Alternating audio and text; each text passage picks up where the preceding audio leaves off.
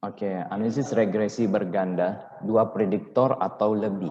Kalau analisis regresi sederhana, itu pasti satu prediktor. Itu dipastikan satu prediktor atau satu variabel independen atau satu variabel bebasnya. Bebas. Sedangkan analisis regresi berganda itu lebih dari satu. Mau dua, minimal dua ya. Bisa tiga, bisa empat, bisa lima, dan seterusnya. Jadi ada beberapa prediktor atau ada beberapa variabel bebas yang mempengaruhi variabel terikat atau variabel dependen. Oke, analisis regresi berganda dua prediktor. Kita bahas dulu. Regresi linear sederhana, kemudian tindak lanjut daripada regresi linear sederhana ini adalah regresi linear berganda. Berganda tergantung jumlah prediktornya, mau 2, 3, 4, dan seterusnya.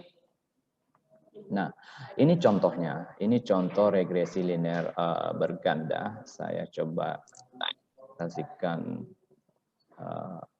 analisis. Oke, apakah kemampuan numerik? Kemampuan numerik ini kemampuan EQ. IQ anggaplah kemampuan matematis, ini numerik, kemampuan matematika, dan motivasi belajar dapat memprediksi prestasi. Kita gambarkan polanya seperti ini. Ini numerik atau kemampuan pintar matematika sederhananya ini. Ini motivasi belajarnya tinggi terhadap prestasi. Kira-kira secara hipotesis, ada nggak pengaruhnya antara dua hal ini terhadap prestasi kalian? Ada. Oke, jadi hipotesisnya seperti apa coba?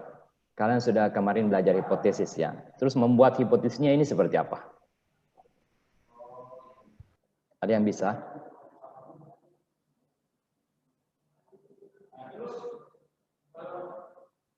Hipotesisnya? Pernah nggak saya ajarin hipotesis terkait dengan penelitian ini? Kalau misalnya hubungan, ada hubungan antara kebahagiaan dengan prestasi belajar. Itu hipotesisnya. Kalau ini hipotesisnya gimana?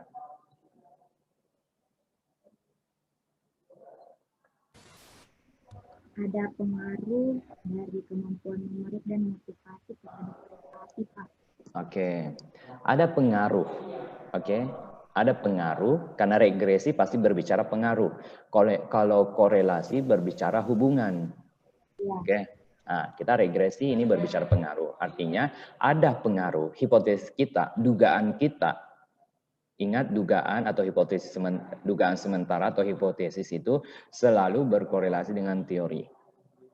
Dasarnya memang teori, karena lagi-lagi penelitian kuantitatif itu membuktikan teori, sehingga hipotesis kita harus berdasarkan teori. Nah, pertanyaannya di sini, hipotesisnya, ada pengaruh antara kemampuan matematika dan motivasi belajar terhadap prestasi. Masuk akal kan? Kalau kita pintar matematika, kita juga memiliki motivasi yang bagus, maka bisa diprediksi bahwa prestasi kita akan bagus atau nilai hasil ujian kita atau IPK kita kalau dalam mahasiswa itu bagus. Karena untuk mengukur prestasi kalau di mahasiswa melihat IPK atau kalau siswa melihat nilai laporan dan lain sebagainya. Oke, yang independennya variabel kemampuan numerik atau kemampuan matematika dengan motivasi. Dependennya adalah prestasi. Kita ingin melihat prestasi ini dipengaruhi oleh dua faktor ini seberapa persen. Dipengaruhi oleh ini berapa persen dan secara bersama-sama itu sumbangsinya berapa persen. Oke? Paham ya sampai sini? Jadi ini polanya. Kita meneliti karena untuk membuktikan secara teori memang ini ada kaitannya, cuman kita nggak tahu berapa persen kaitan antara keduanya atau berapa persen sumbangsi dua variabel ini terhadap prestasi, berapa persen sumbangsi salah satu variabel terhadap prestasi, berapa persen sumbangsi variabel ini terhadap prestasi. Oke, paham ya? Sekarang ada pertanyaan nggak? Belum ada. Oke, kita lanjut kalau gitu. Nah, ini contoh data. Ini contoh data, kemampuan numerik, motivasi, prestasi. Ada 3 variabel. Yang kita ingin lihat apakah prestasi ini bisa diprediksi oleh kemampuan motivasi atau kemampuan numerik, atau secara bersama-sama, berapa sumbangsinya? Berapa sumbangsi kemampuan numerik dan motivasi terhadap prestasi? Oke, berapa sumbangsi kemampuan numerik terhadap prestasi? Berapa sumbangsi motivasi terhadap prestasi? Jadi itu yang kita ingin lihat. Dan yang tertinggi yang mana? Nah, kalau menurut kalian kira-kira yang paling tinggi kalau mau dibandingkan antara ini kemampuan numerik dan motivasi, kira-kira yang paling tinggi mempengaruhi prestasi yang mana?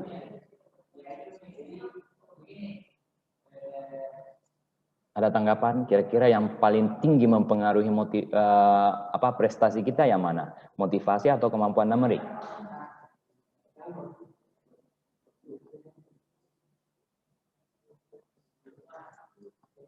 Ada tanggapan? Kemampuan numerik, Pak. Kemampuan numerik. Orang yang pintar matematika di psikologi, apakah di psikologi belajar matematika tok atau gimana? Oh, ya betul juga. Berarti motivasi. Apakah ya tergantung kan? Tergantung lagi. Tapi kalau menurut ini akal sehat, orang-orang berprestasi itu gara-gara apa? Apakah hanya kemampuan numeriknya atau motivasi? Menurut kalian? Mungkin banyak teman kalian itu pintar secara matematika, tapi tidak selalu prestasinya tinggi loh. Paham? Paham, Pak. Maksudnya tidak selamanya. Kalau mau dilihat secara logika, kita ini masih belum mengambil data. Sebenarnya motivasi kalau mau dilihat sumbangsinya paling tinggi terhadap prestasi. Kenapa? Karena ketika orang nggak mampu secara numerik, tapi dia memiliki motivasi yang tinggi untuk belajar, maka dia bisa juga, dia berprestasi juga. Sama kalian, ketika kalian secara numerik itu misalnya anggaplah masih perlu diasah, tapi ketika Anda memiliki motivasi yang tinggi untuk belajar terkait dengan kemampuan numerik ini, maka kalian pun akan bisa berprestasi. Itu contoh sederhananya seperti itu. Jadi secara akal sehat, kita melihat bahwa motivasi ini memberikan sumbangsi yang besar terhadap kemampuan numerik. Itu secara teori terhadap prestasi. Itu secara teorinya. Nanti kita buktikan apakah seperti itu atau gimana. Ini caranya sama kemarin, analyze, regression, linear. Langsung dimasukkan dua prediktor di situ, independen dan dependent, terus dicentang semuanya di sini. Model fit dicentang terus estimate. Ini banyak kok caranya di internet. Analisis regresi berganda. Oke, langsung hasilnya seperti ini. Yang pertama, Anda melihat bahwa korelasi, ini adalah korelasi. Oke, ini adalah tabel korelasi. Kalau kita melakukan perhitungan regresi, pasti korelasinya muncul. Nah, saya mau tes dulu kalian, apakah masih ingat untuk membaca tabel korelasi ini? Ada yang bisa membaca tabel korelasi ini? Oke, yang pertama dilihat apanya? Signifikansinya. Pak. Dia signifikansinya berapa?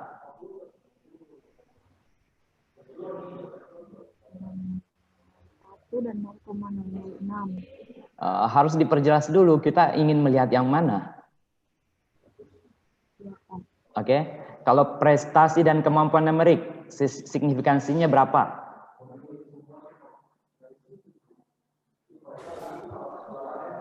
Hmm? 001. Ini toh? Ya. 0,001. Artinya apa kalau 0,01? Masih ingat rumusnya?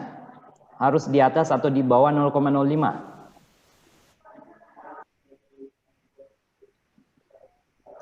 Masih ingat atau sudah lupa? Harus di bawah 0,05. Nah, ini di bawah 0,05 enggak? Iya. Iya, Pak. Iya, di bawah. Artinya dia signifikan. Artinya ada korelasi antara prestasi dan kemampuan numerik. Kemampuan numerik ini mempengaruhi, ada hubungannya dengan prestasi. Berapa kuat hubungannya? 0,001, 0,00. Berapa kuat hubungannya? Ini kan menandakan bahwa ada hubungan, iya kan? Berapa kuat hubungannya? Ada yang bisa? Yang pertama kan dilihat signifikansinya. Yang kedua kan kuatnya hubungan toh. Nah, sekarang kira-kira berapa kuat hubungannya antara prestasi dan kemampuan numerik? Kemampuan numerik hubungannya dengan prestasi. Lemah kayaknya Pak, karena hampir mendekati 0. Anda harus membedakan antar signifikansi, oke, antar signifikansi dengan besarnya sumbangsi. Oh, Masih ingat toh? Ada dua yang dilihat. Signifikansi yang pertama, yang kedua besarnya sumbangsi. Nah, iya Pak. signifikansi sudah clear. Artinya dia di bawah 0,05. Artinya ada hubungan antara kemampuan numerik dengan prestasi. Cuman kita nggak tahu berapa besar hubungannya. Nah, dengan statistik, dengan tabel ini kan kemarin kita sudah belajar untuk mengetahui berapa. Dilihat yang mananya. Ada masih ingat?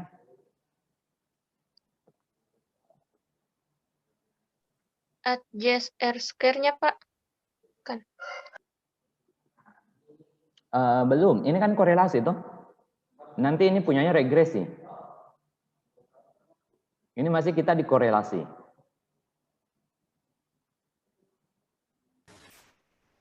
Ada yang tahu? Masa sih? Pearson correlation, Pak. Iya, berapa dia? Mana Pearson correlation? Di atasnya signifikan Nah, jadi berapa? besar sumbang Berapa? dengan kemampuan numerik itu 0,867. Oke, ini loh. Oke, ini loh prestasi. Ini komponen prestasi ditarik. Kemampuan numerik kan di sini, iya kan? Ya, 0,867. Kalau 0,867 dia posisinya apa? Dia kuat, korelasinya sangat kuat malahan ya. Artinya memang ada hubungan, hubungannya sangat kuat. Kan begitu. Kalau prestasi dengan motivasi, signifikannya berapa? Ini toh? ya. Oke, besarnya berapa? 6. 0,06. 0,754. Ini kan? 0,7. Iya. Dia kuat. Artinya ketika misalnya kita berbicara regresi, itu pasti membicarakan namanya korelasi. Karena harus ada korelasi dulu, baru ada regresi. Oke? Harus ada korelasi dulu, baru ada regresi. Oke, sekarang kita masuk ke regresi, sederhananya. Regresinya. Kira-kira sumbangsinya berapa? Ini kan korelasinya pasti sudah ada. Cuman sebenarnya kita tidak fokus di sini. Saya hanya ingin menguji tadi kalian terkait dengan hal ini. Nah, sekarang regresi. Ini sumbangsi antara dua variabel ini berapa? Kemampuan numerik dan prestasi. Ini sumbangsinya secara bersama-sama berapa terhadap ini? Prestasi. Dilihat. Di adjust R square-nya, Pak. Ini ya kan? Tapi sebelum ini kita lihat dulu signifikansinya toh. Sudah. Dia signifikan nggak? Signifikan. Dia signifikan karena di bawah 0,05. 05. Yang mana tinggi? 0,05 atau 0,007? Yang mana tinggi coba? 0,07.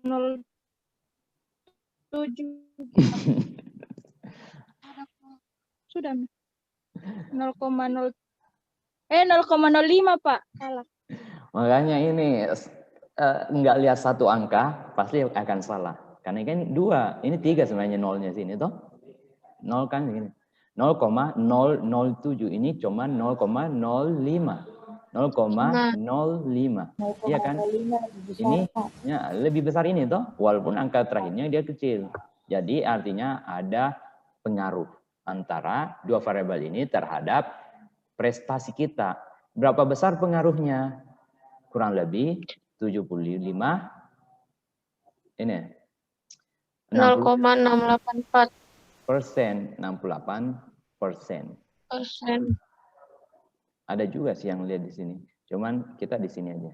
Ini yang sudah di-adjust, sudah disesuaikan. Oke, paham ya? Ada 68% motivasi, oke, motivasi dan kemampuan numerik mempengaruhi prestasi kita. Ada 68%. Pertanyaan sekarang, kira-kira untuk setiap variabelnya ini berapa persentasenya? Kita nggak tahu toh. Oleh sebab itu ada namanya ini. Mana sudah?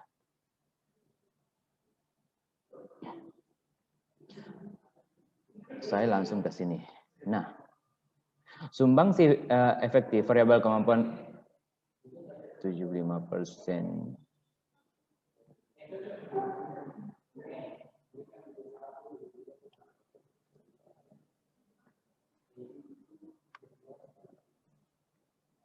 Mana itu? Oke, ini sumbangsi efektif variabel kemampuan numerik 0,785. Kita lihat koefisiennya sini ya. 0,785 ini kemampuan numerik kan? Kemampuan numerik 0,785 dikali zero ordernya berapa? 0,867. Hasilnya 0,680. 0,680 hasilnya. Oke, 0,80 kalau dipresentasikan 68%. Tadi berapa sih? 70. Oh, yang ini ternyata dilihat kalau yang dua paragraf. Dia lihatnya yang ini. Yang ini. Kalau yang satu variabel, satu ini, satu prediktor, yang ini. Oke ya. Ini satu prediktor. Kalau dua prediktor yang ini. Oke. Besarnya sumbangsinya. Nah, coba dilihat di sini. Nah, coba kita lihat lagi di sini. 0,785 dikali 0,867 ini. 785 dikali 0,867. Beta dikali zero order hasilnya 0,68. Sumbangsi kemampuan numerik terhadap ini motivasi terhadap prestasi itu 0,68 atau 68% besarnya sumbangsinya. Sumbangsi variabel motivasi terhadap prestasi 0,0737%. Berarti yang dilihat yang paling banyak itu kemampuan numerik. Ini datanya data fake ya. Kita berbicara berdasarkan hasilnya di sini. Ini yang ternyata yang dilihat sini yang lebih banyak sumbangsinya adalah kemampuan numerik. Artinya kalau orang pintar matematika pasti prestasinya tinggi. Mungkin ini konteksnya di pelajaran di jurusan matematika, bukan di jurusan psikologi. Kan bisa saja seperti itu. Karena banyak perhitungan di sana. Oke. Motivasinya hanya 7%. Ini 68 tambah 7%. 68 tambah 7% berapa? 68 tambah 7 berapa totalnya kalau mau ditotalin ini? 6, 7, 12, 72. Apa? 75. Oke, 75. 75. Oke, memang kemampuan untung bukan matematika ya. Oke, nanti kita lihat di sini, mana sudah? Ini. 75 sekian-sekian kan. Ini adalah, kita lihat di sini kalau dia double. 75% totalnya atau? Paham nggak di sini? Ini secara bersama-sama dia 75%. Sedangkan secara terpisah, numerik, kemampuan numerik ini dia 68%. Ya kan? Sedangkan Iya, Pak. motivasi di sini dia 7%. hanya 7%. Secara bersama-sama dia sumbangsinya 75%. Oke? Tapi secara terpisah, numerik ternyata memberikan sumbangsi yang lebih besar daripada motivasi. Ini mungkin konteksnya di mahasiswa jurusan matematika. Beda lagi mahasiswa jurusan yang lainnya. Kayak gitu. Oke, paham? Menarik kan? Kita bisa melihat sumbangsinya lebih dari satu prediktor. Kalau 3 prediktor bisa juga, 4 prediktor bisa juga, 5 prediktor bisa juga. Jadi terserah berapa prediktor. Cuman sebelumnya kan kalau di analisis regresi itu harus memenuhi juga asumsi, uji asumsi. Oke, ada ini multikolonialitas. Uji multikolonialitas kan, karena dia 2 variabel independennya.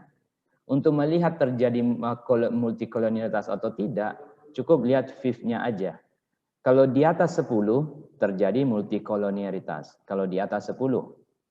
Oke. Kalau di bawah 10, tidak terjadi multikolonialitas. Syarat untuk kita melanjutkan analisis di regresi berganda ini ketika dia fifth-nya di bawah 10. Ini di bawah 10 atau di atas 10? Di bawah 10 toh, artinya ini bisa dilanjutkan untuk melihat uji sumbangsi efektifnya. Inilah hasilnya. Ya kan? Sekitar 75% sumbangsi kemampuan numerik dan motivasi mempengaruhi prestasi. Kalau mau dilihat lebih detail lagi, ternyata antara kemampuan numerik sama motivasi yang paling banyak sumbangsinya adalah kemampuan numerik. Kalau mau dilihat lebih detail lagi respondennya, biasanya respondennya kalau begini dia anak eksakta, entah itu matematika, entah itu fisika, statistika, dan lain sebagainya. Oke, ada pertanyaan? Dipersilahkan.